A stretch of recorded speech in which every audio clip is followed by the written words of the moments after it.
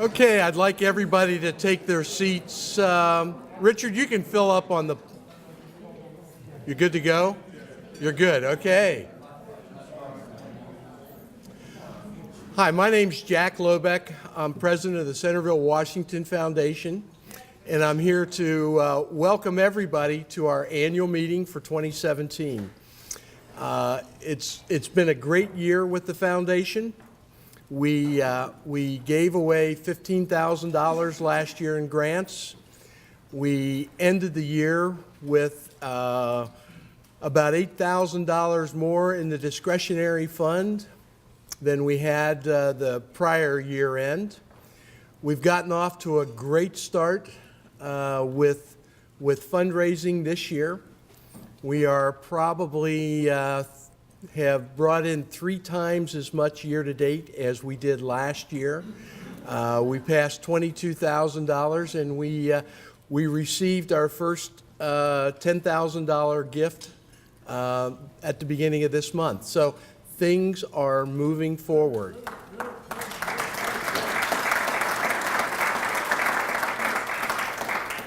We had 2 great programs last year.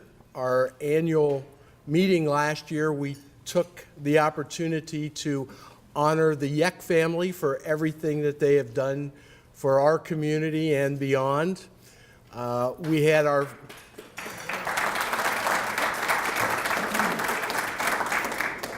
a great founders event honoring two wonderful ladies, Celia Elliott and Janet the Bobbin. And I will tell you, I did not know either one of these ladies before we started down that process of honoring them. And I can tell you, just by getting to know them, getting to learn about them, I learned so much about Centerville history and how intertwined and how responsible they were for the development of the fabric of our community. And so it was wonderful to get to know them. So it was a great event. We started off this year planning our founders event for this year, and I think it's probably pretty well known, but our honoree for this year will be Sally Beals. And so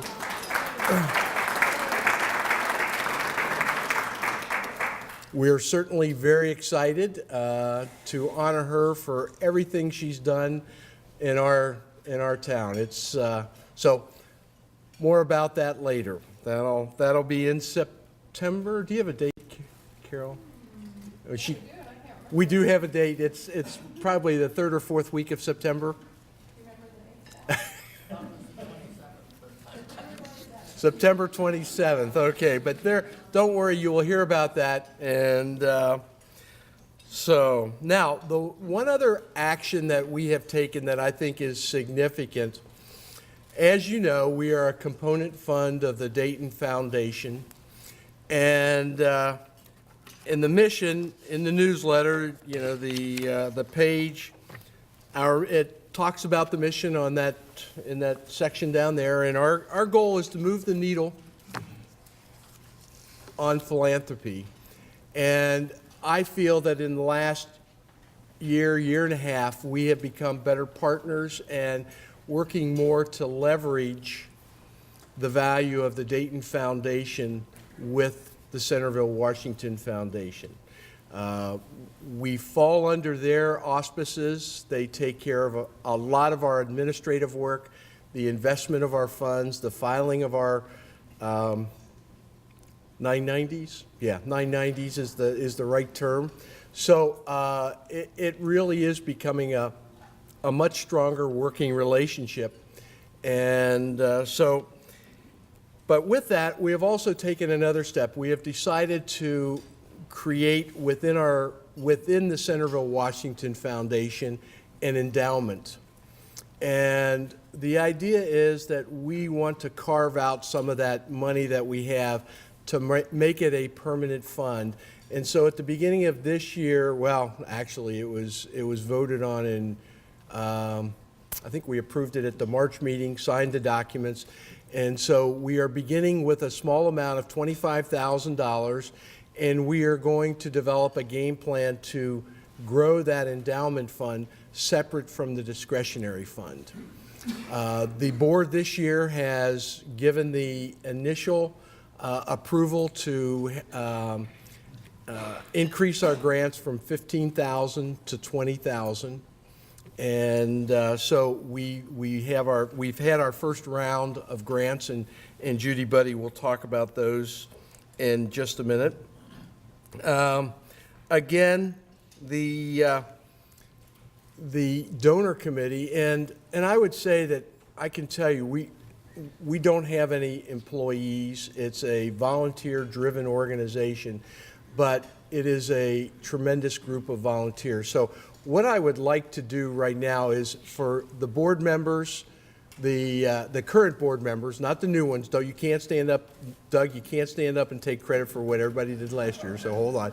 I would like our existing board members just to stand up and be recognized.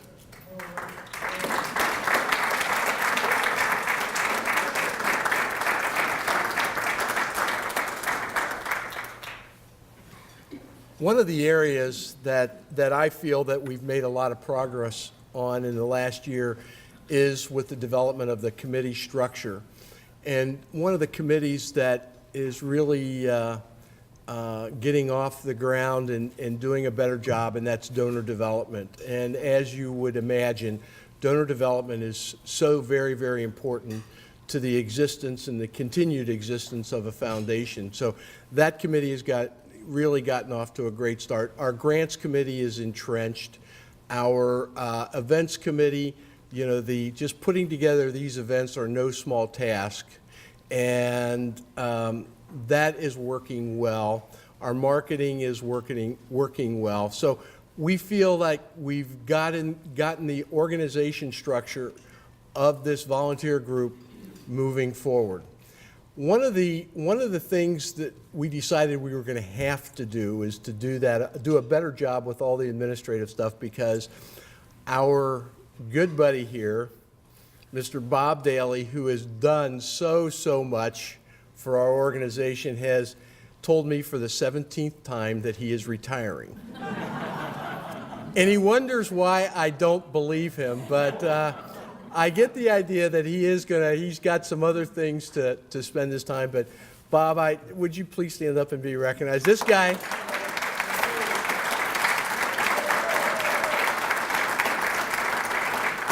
this guy is awesome, and he does everything. And I'll tell you, if you come next year and you find that, you know, maybe we don't have the table set up or the food's not done, there's something that's going to fall through the cracks, because Bob has been so instrumental in every event we put together that it's going to be tough, right, Carol? We keep saying every event, oh gosh, okay, what do we have to remember next year when we're going to be calling Bob? So, yeah, we 2 years ago when we honored the Dalys with the Founders Award, that was probably the most difficult task, because we tried to do it without involving Bob to plan his own event, but we did. So with that, I want to get started with the program, and the first thing I'd like to do is, Judy Buddy, if you would like to come up and give some of the grants away and announce those. Thank you, Jack. I appreciate you talking about why we're raising all this money, but the reality is this is a group of volunteer board members that truly want to make a significant impact on the community and really have the foundation be able to award significant dollars to those groups in our community who need money. If you look on page 4 of the annual report, you can see, you know, over the last 10 years, our growth in the amount of grants that we're giving has grown tremendously. We're excited this year that we're going to give away $20,000, $10,000 this spring.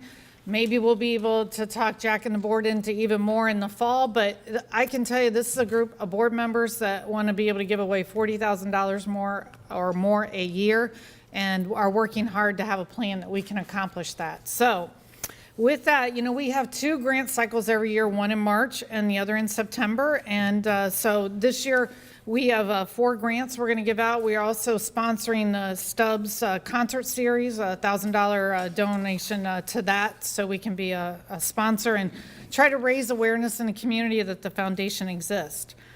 So one of the grants that we're providing $2,500 to Boggs Food Ministries.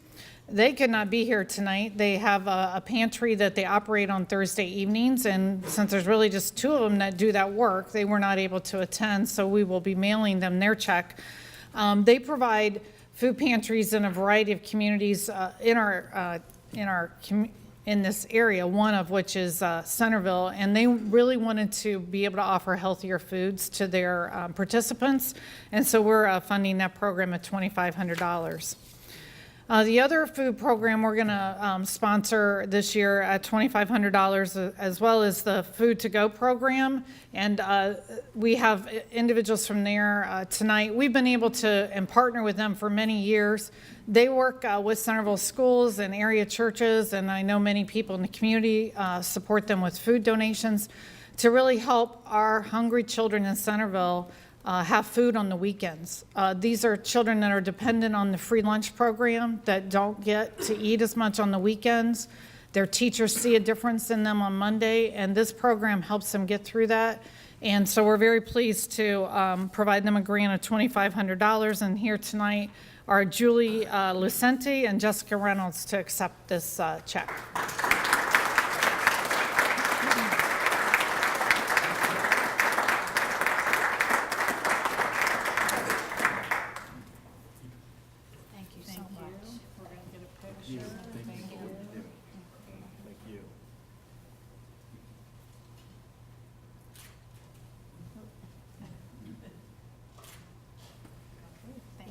Thank you. Okay, another program that we've been able to support last year, and we're going to support them again this year, is with the YWCA. And they operate a 2-year economic empowerment program here in Centerville. It's a home that provides transitional housing to single women that are homeless and that have children. And what we're doing is we're providing them $2,000 because it helps pay for their lawn maintenance, which we appreciate that they're great neighbors in Centerville and that's important to them. And last year we gave them about $1,800. We're funding them a little bit more to help them with some home repairs this year. So to accept the grant for the YWCA is Marissa Buckles.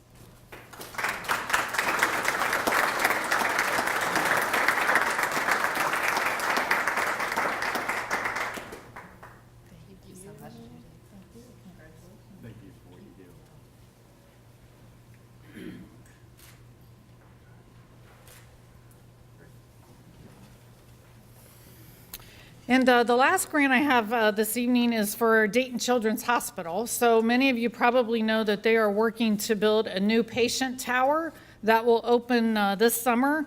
It's a $153 million project. I had to go back through and make sure I read that right and then confirm with Stephanie here tonight that that was true.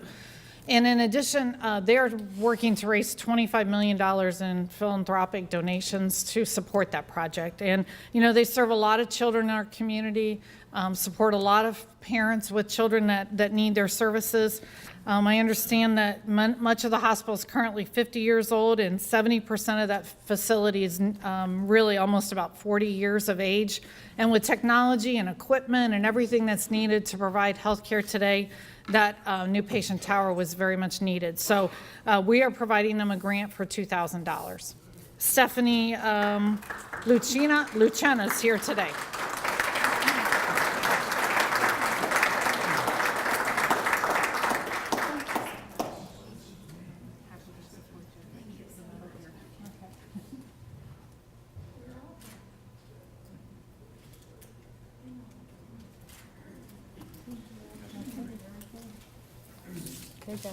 Back to you. Mm-hmm. Okay, thank you, Judy. Our next order of business is the election of new trustees, and we feel very, very blessed to have 3 people that are willing to step forward and to help us out, and we look forward to their help. I'd like to introduce them now. First, I'd like to introduce Nancy Stork. Nancy Nancy's been serving on our committee for donor development for a year, and we certainly will appreciate her presence every month at our meetings. Karen Young. Karen is the owner of Huntington Learning Center and is excited about getting involved in this activity in the community. So thank you, Karen. And last is Doug Mays.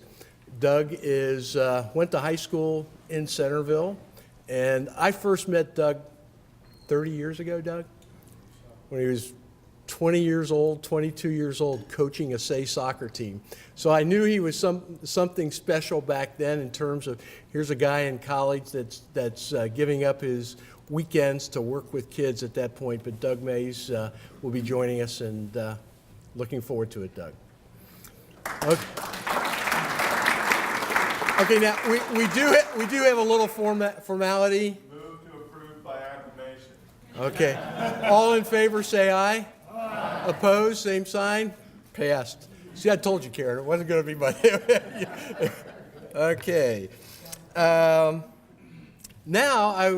sadly, we have three people that will be leaving us.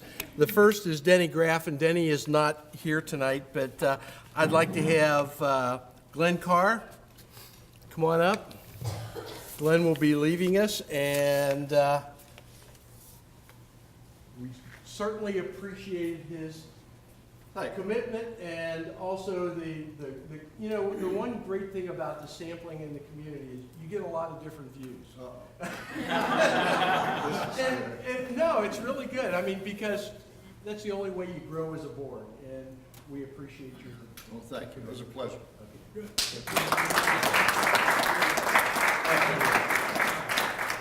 And then, I've not known the board without Richard Carr. Richard has been on the board. He actually came along before we had certain term limits, and I think he's been here forever. But the one thing I will tell you is he gets the minutes right on at least the third try. Could be fifth try. But, Revise. But in addition to keeping us on the straight and narrow, we have certainly valued his input as a community member and as a dedicated person to this foundation. Thank you, Richard. Thank you, Jack.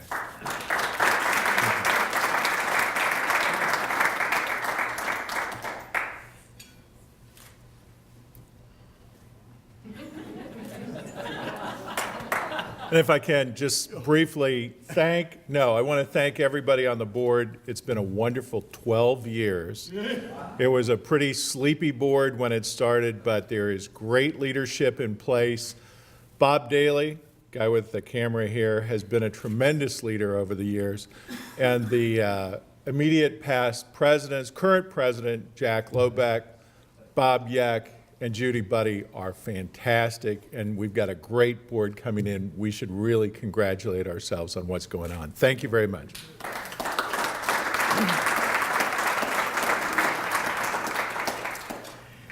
Every year we kind of have a theme at this meeting, and we are very fortunate to have with us tonight Dr. David Ponitz. And I was trying to think what I was going to say about him.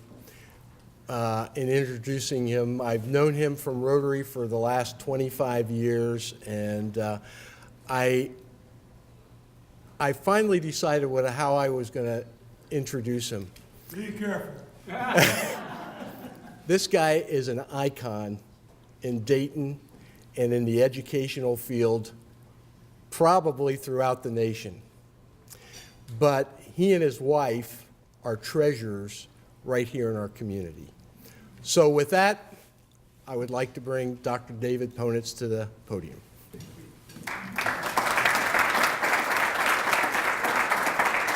Thank you.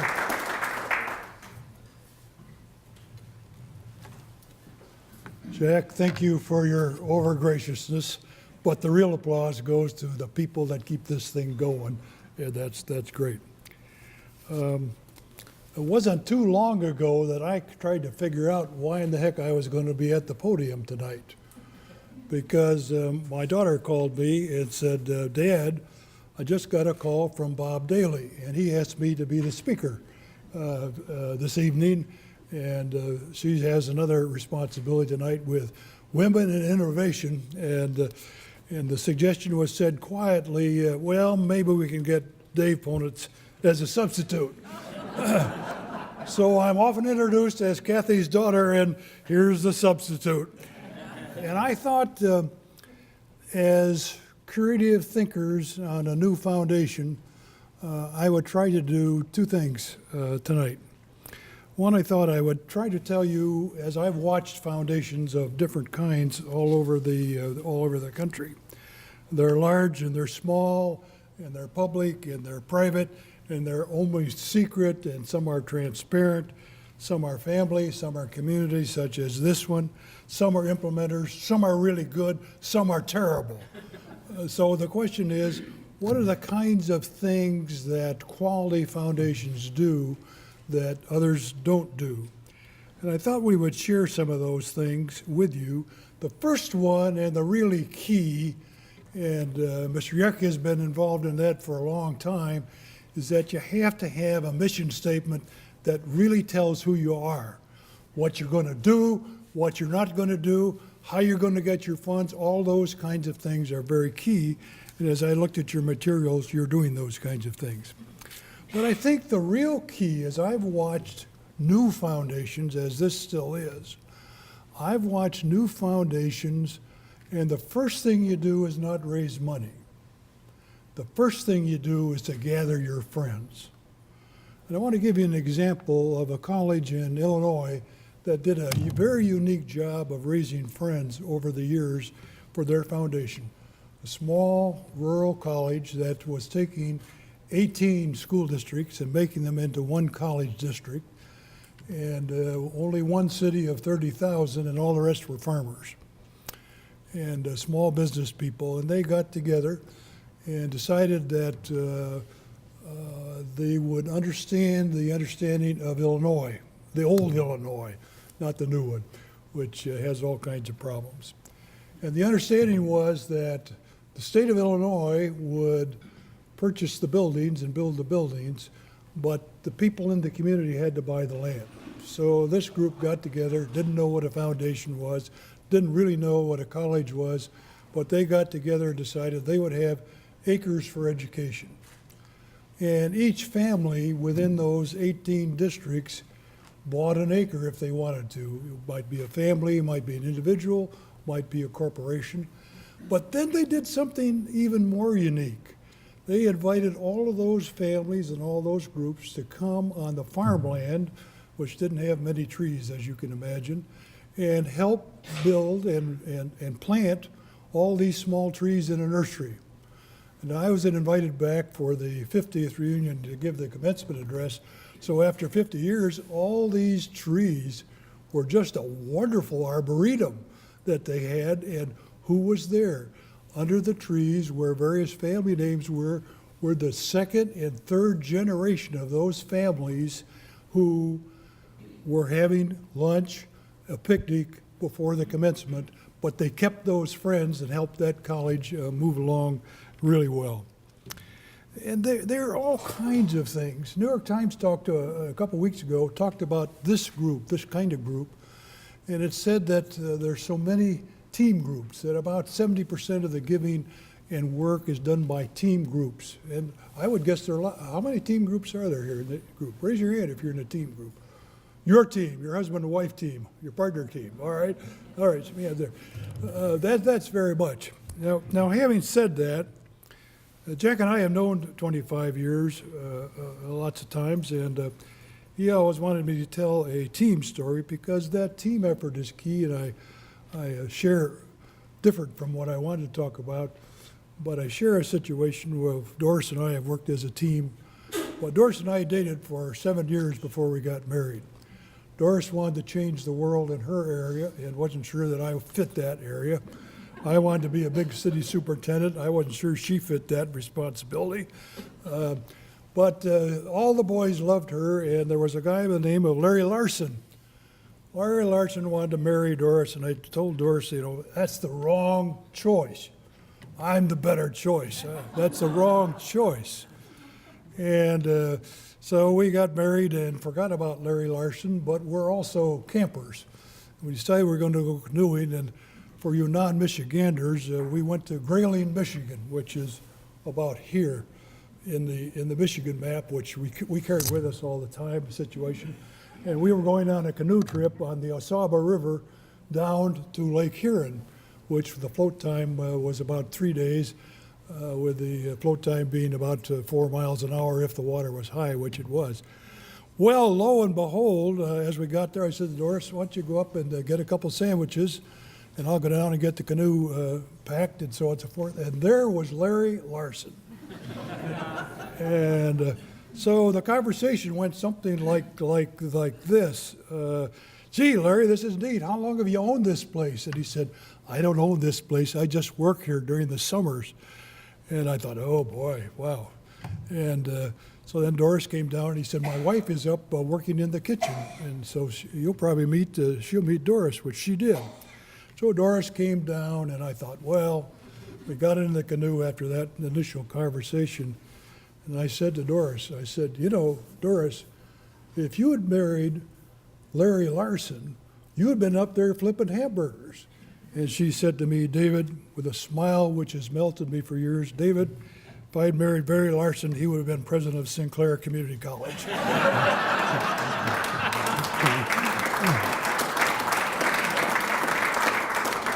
Thank you, Doris. Well, enough of teamwork. The teams are really key in terms of how we work, and I want to talk about those in certain experiences.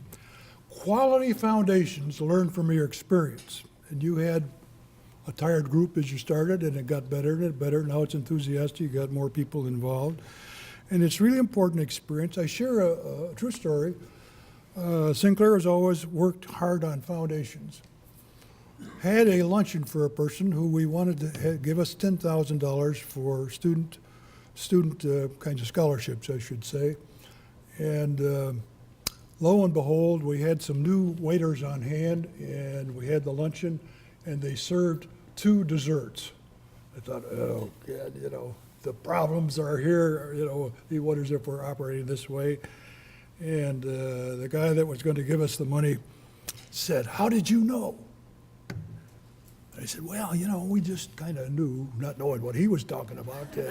Talked about it. Well, how did you know? I said, well, tell me what your thoughts are. And he said, I have a real sweet tooth. And you're the only group that's ever talked with me that has served me 2 desserts.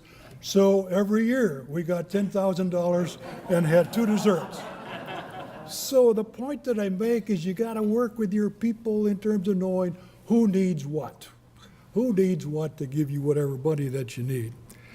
I continue sharing that situation with students, which I spend some time with, and you got some expert in here, and I'm not one of those experts. We had a young man came to us, dropped out of high school at the 10th grade, said he wanted to be a politician, tried to enter a Big Ten university in Michigan, which shall be named here for your benefit, not mine. Tried to get into the university like Wright State, couldn't get there, came to the community college, and we worked with him, and he had a lot of rough edges, wanted to be a politician, was head of our student government. He learned a lot there. He ran as a township supervisor, a big job, as Joyce knows here. And in that responsibility, this was Ypsilanti Township, which, if it was a city, would be the 7th largest city in Michigan. Won that election, then when it went into the Michigan legislature, and became the head person in the legislature, was that spot, was in that particular spot as Speaker of the House. And we moved him along, and he said to me, Mr. President, between you and my wife, I would have never gotten any place without your help.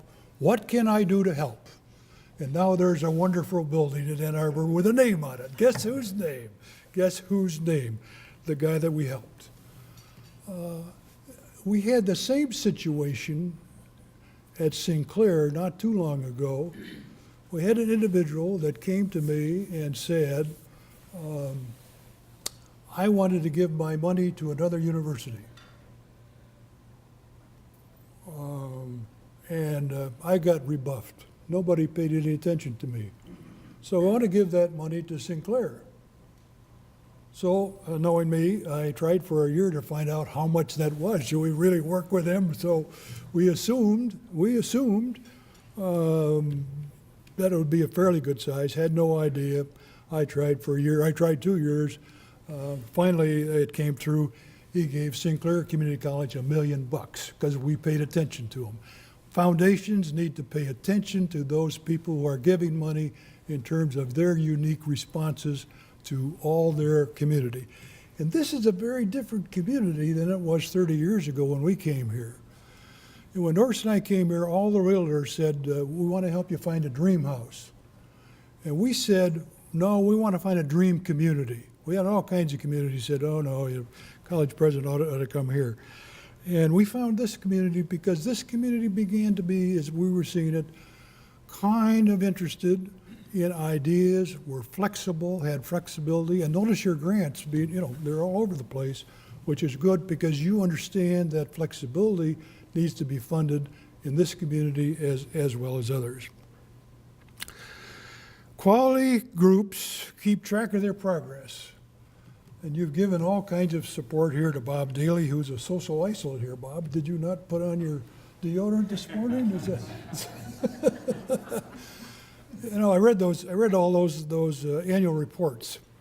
And each of those annual reports shows improvement, and that's what you have to do. You have to show improvement, but you have to find out new clients, new people, new involvement to make that happen. We hope that you do that. I want to tell you a couple other stories that are interesting that say you have to tell your story all the time. When I chaired the United Way campaign, my job was to go to a Fortune 500 CEO to ask for $25,000 for the United Way. So we went there and I explained to him what we're doing, and he said, wait a minute. I'm from Sweden, and I pay heavy taxes in Sweden. But all those taxes take care of charity, they take care of the church, they take care of the Philharmonic Orchestra. What's this stuff you're asking me about? Well, we had to explain what the American philosophy of giving was. And by the way, we got the $25,000. But you have to keep telling your story because your story is changing. And as it changes, you've got to make sure that there are new people and different people will be very excited. And you may even have a big project, not several small projects, which is great, but a big project which you use specifically for that. The other thing I share with you is you got to get the right people. I'm very impressed with what I heard about people retiring, people on the board. Listen to those groups. I know some of them, they're really good. Sinclair has 700 different relationships. I talked with a Fortune 500 CEO, asked if he would come on the Sinclair Foundation. He refused. Said, I've never been on one.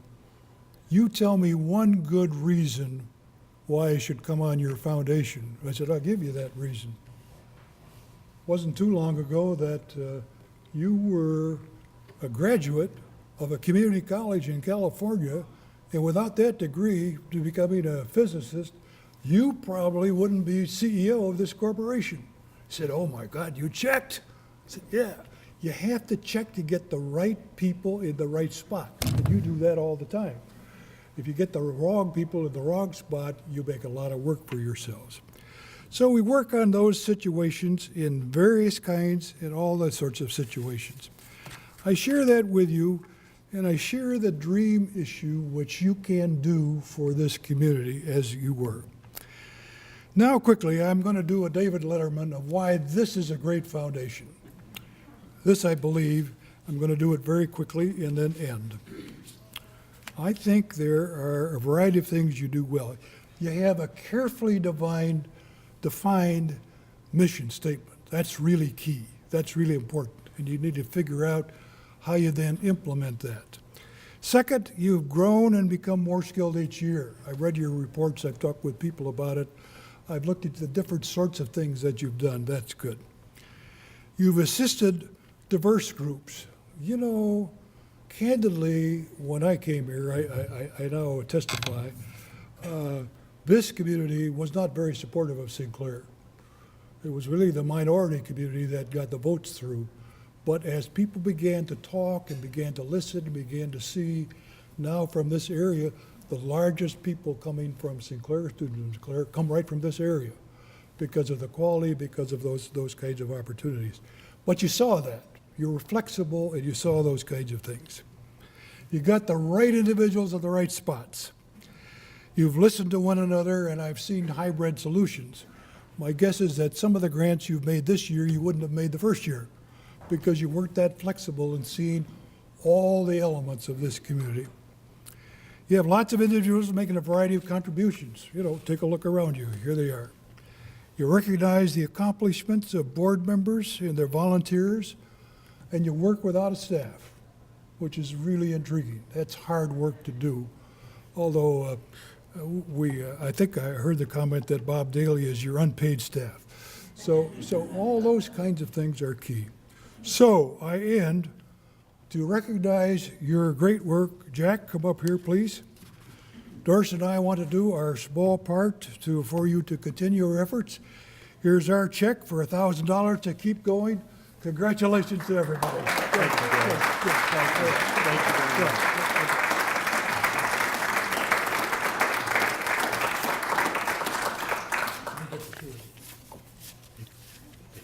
Good.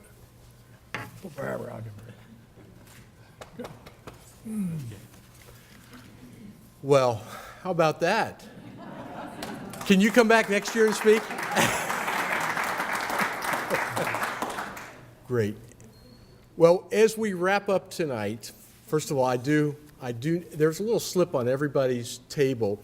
We're trying to be a little more environmentally friendly. So if we don't have your email address, if you would mind, take time and so that we can start the communication process electronically as opposed to more and more paper. But our commitment to you is to continue to work to move the needle on philanthropy in this community. Our commitment is to be transparent with you, our constituents. And I'd have to lastly say thank you, because without the generosity of this group and other members of our community, we wouldn't be growing and we wouldn't be doing the things we're doing. So with that, I would say the 2017 annual meeting is adjourned. Thank you.